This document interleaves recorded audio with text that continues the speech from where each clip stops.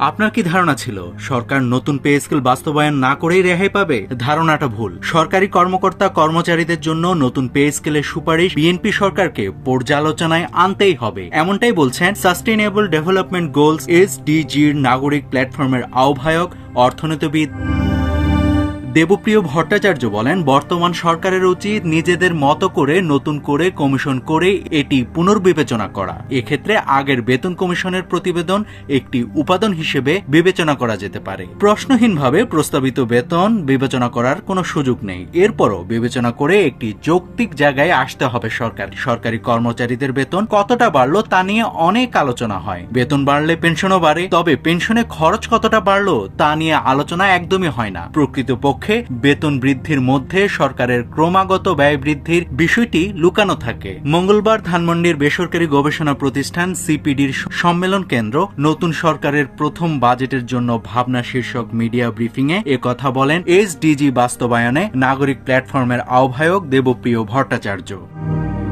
এই অর্থনীতিবিদ আরো বলেন, সরকারি কর্মকর্তাদের দাবি অনুযায়ী বিগত অন্তর্বর্তী সরকার শেষ সময়ে নতুন পে স্কেল করে গেছে, তবে তারা নিজেরা এটি বাস্তবায়ন করতে পারেনি। নতুন সরকারের জন্য এটা রেখে গিয়েছে। একইভাবে বিগত সরকার অনেক কিছু এই সরকারের উপর দায় দিয়ে গেছে। এটি অনেক ক্ষেত্রে অন্যায্য। নাভিদ হাসান, সোনালী নিউজ।